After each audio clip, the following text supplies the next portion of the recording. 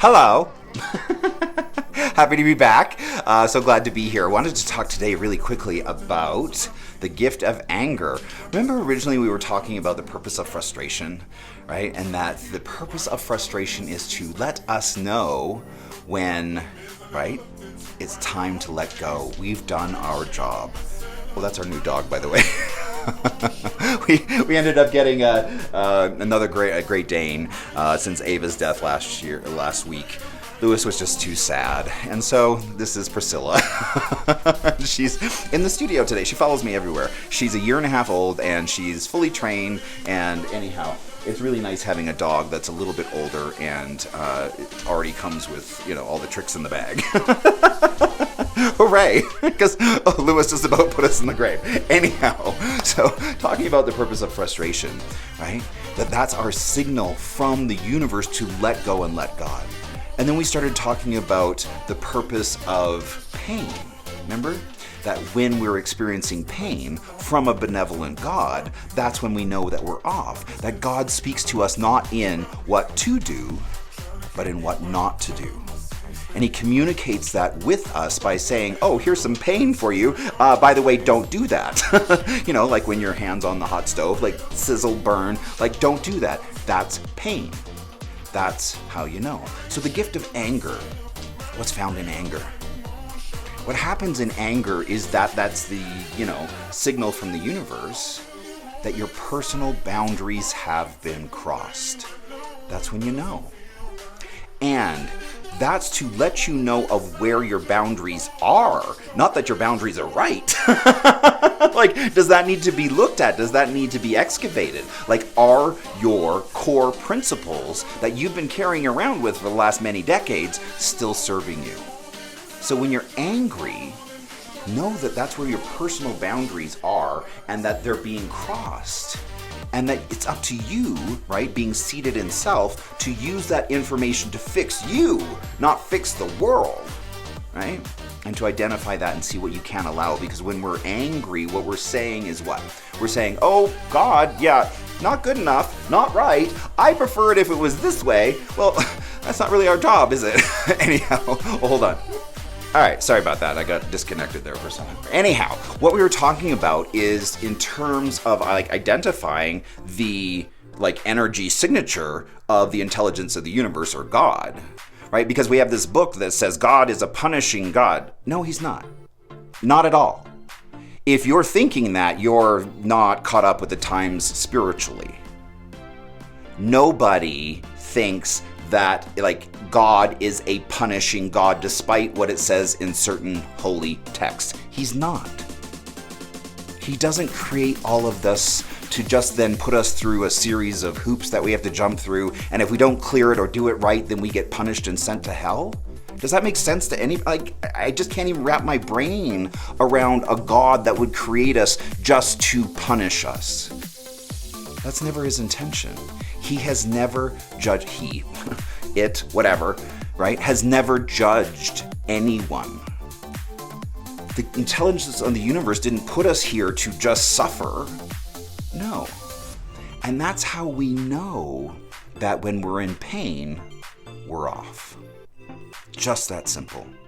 Again, God doesn't speak to us in what to do. He speaks to us in what not to do by way of pain. And so when we're in pain, we know, ding, ding, ding, that we're off. That's the hallmark signature of not being in alignment, is pain, right? So if we understand that, we understand that when I'm in pain, I'm off. And then we also understand that what's going on up here is riddled with pain, right? Well, again, it's really hard to participate in thinking without causing yourself pain. It's just a minefield, right? The mind, the ego, all of that. Don't live there. Don't communicate there. Communicate from your heart, not from your mind. Yes, the mind serves a very real purpose, But if you're experiencing pain, especially emotional pain, especially when you're just in a room where there is nothing that should be causing you pain and yet you're still in pain, what is that saying? What is that message from God? You're sitting there, either at your office or at your house or whatever, and there's nothing around you, and yet you're still in pain. You're in emotional pain. That's God telling you to get out of the mind. Abandon the ego completely. Get present. Because when you're just sitting there and hallucinating and thinking, oh, she did this and he said that, and I really hate that, and I hate the way that turned out, and I feel so whatever, and you're attaching your mind to all of these, thought constructs that were created by others that are causing you pain that you're involving yourself with and seeing as real. It's so simple. It's like divine, right? Because all you have to do is just connect to what is. What is in your environment? What is going on? What is real? So that then kind of brings us to what is real? Because I keep saying things like, oh, your job and money and politics, that's not real. And everyone's sitting at home going, gosh, that feels awfully real when those bills are due. Right? So it's looking at our world from more of either God's perspective, or even, if you can wrap your head around this, kind of more of an indigenous way, the way that the indigenous people saw things. They didn't see things as built on thoughts as real. Why? Because the moment the person who is thinking those thoughts goes away, so does the thing, so does the construct, so does whatever it is that we've, all socially agreed to. Right? So what is real according to either indigenous people or God? Right? And this is the part of white supremacy where we really set ourselves back as a society, several thousands of years. Because those people who were indigenous to this land knew things. Right? And then white supremacy comes along with all of their, yay, white people, and kills all the indigenous people, right? And then settles in with all of their, Judo-Christian, whatever. And it's so punitive. And so that's why we have such a punishing environment that we live in. We have abandoned those ideas in exchange for things built on thoughts, things built on constructs of the mind that immediately disappear as soon as the mind stops thinking about it. Right? I mean, think about money, politics, jobs, whatever. All of those things built on nothing but the mind, right? It didn't bubble up from the earth somewhere. Oh, this is what jobs look like. Oh, this is what politics look like, right? All of those things, we as a country, as a people, have decided are real. But again, how do you determine per either the way that God or nature looks at things, how do you determine what is real? Did it originate in the mind? That's it. Did it originate in the mind? Or is it present in our environment through some other means, i.e. God? Well, let's look at, you can talk about anything, right? Politics, the Bible, whatever. All of those things, there was a time on planet Earth before that existed. What did that look like? So if your favorite religion, suddenly everybody who's participating in that and seeing it as real, when all those people suddenly go away, does it continue? Does it exist? Is it real? Or does it evaporate with the minds who are participating in it? Again, it's built on thought constructs, which is at best illusion, right? What is a thought?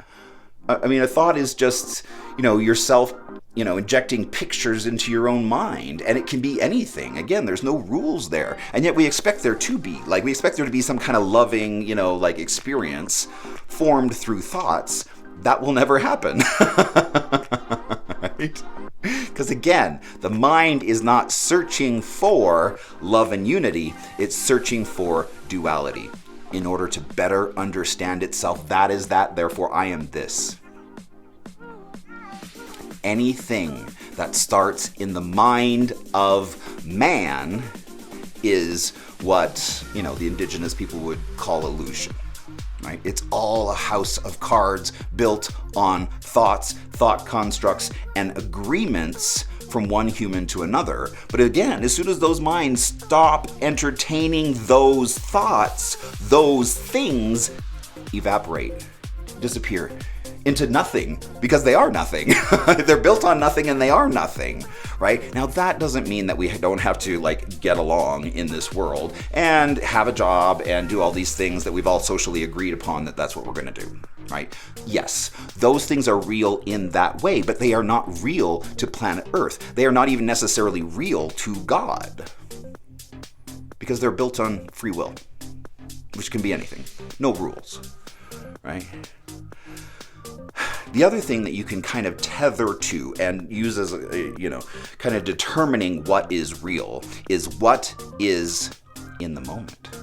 Ooh. Because what's real is what I can put my hands on. What's real is what is actually here in the present moment. But if it's gone, if it's, last week, that's no longer real, is it? That's a memory or an illusion.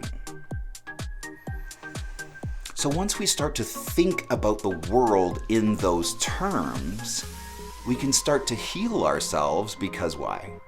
Because we can stop attaching to those things as fundamentally real. Right? And you can say, okay, great, I understand that this is a mental construct that we have, developed for whatever reason, whether it's money or whatever. But it also makes it easier to detach from those things, because you understand what's real is what's in my environment. What's real is what's happening now. What's real is what is of love. What's not real is anything that happened 5 seconds ago. What's not real is anything that's built on a house of cards of thought, and only thought. Because as soon as those people thinking those thoughts stop thinking those thoughts, those things go away. Right? So anything that's attached to the past is no longer real. And that's where the angel of neutrality for me is really kind of coming through in that way, in that moment. I'm like, oh, I kind of get it now. I kind of understand that even if I'm speaking to somebody who has been horrible to me my entire life, none of that is real, because it's in the past. What is real is what's in the moment right now, and I don't get to tether what was to what is. Got it? Right? You can't bring the past into the now, into the moment, unless you want to participate in crazy. Because and that's where we get off, is that we bring all that stuff from the past into the present.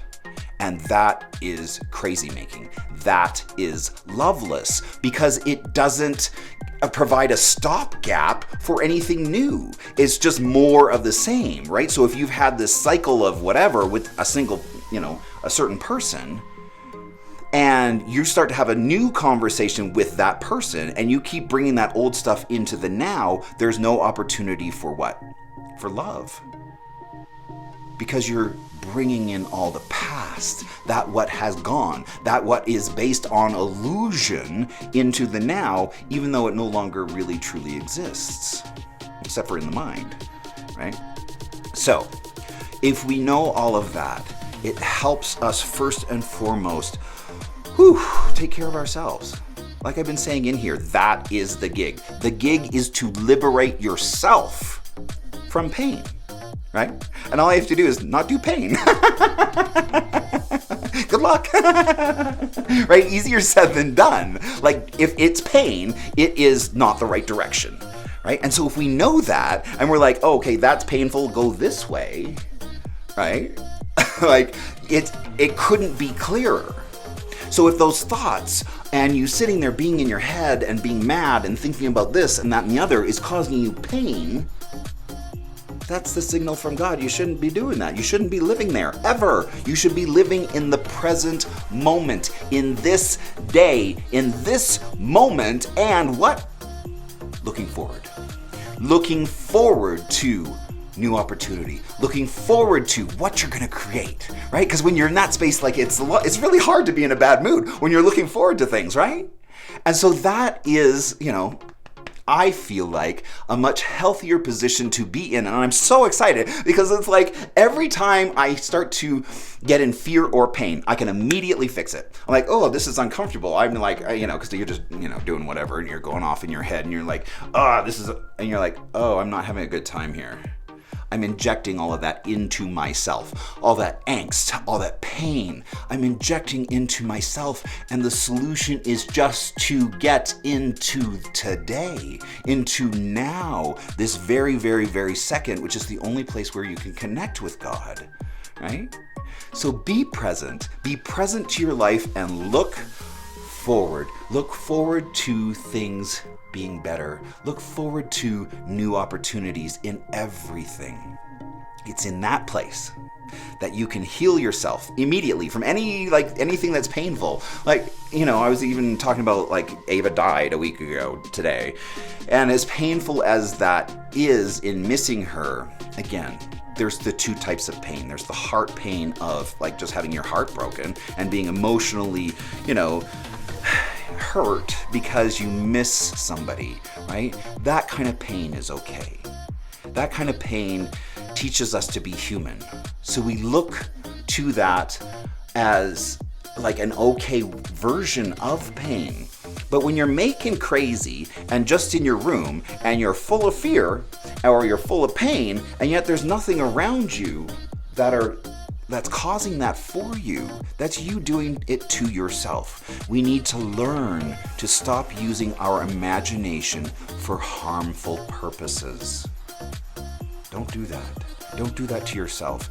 Take care with you to be present. And that's all it takes. It's so simple to just snap back to the present moment as soon as you're experiencing that pain and go, oh, there's nothing in this room actually that's causing me pain, so I'm good. Right? So if we know all of that, we know that our only function is what? Like we talked about before, right? To be an example of what is possible in today. To be a light in the world and to shed, what was, right? Let go of what was and be in the now, fully present to the moment with absolutely no detachment to the past. Don't even attach to the good stuff or the joyful stuff or the good memories. No, only here and only now, right? Because that's the only place that we can have that connection with Source, right? And that's the only place where we truly can be in a light in the world. It is truly the only place where you can be unwounded and unwoundable. If you're fully present to the moment, you can't be wounded from the past because you're fully present, right? And you understand that that's illusion, it's no longer going on, and to participate in crazy is an option. And you don't have to, right? So just get present and practice being a light for yourself and your community, which is non-judgment and love, right? And extend that and teach it to others. Anyways, that's kind of where we are today. I wanted to just really bring the attention of, because again, this is where what I talk about in here is what I talk, where I am in my work, in my own personal journey, in my, road to, the top of my mountain. And that's where I am right now, is in discovering that everything that happens within us serves a purpose, is from God, is from a benevolent, loving place, even anger, right? So get into it. Understand that what you're receiving up here serves a purpose. Frustration serves a purpose to let go and let God, right? Pain serves a purpose to tell you when you're off. And anger serves a purpose to let you know when your personal boundaries are being crossed. And that doesn't mean that that personal boundary you get to hold on to. It's just bringing it to your attention that that's where your personal boundary is. Oh, and by the way, you might want to go look at it. Is that still serving you for where you're headed? Anyways, that's where we are today. I hope that that was helpful, and I will talk to you next time. Bye.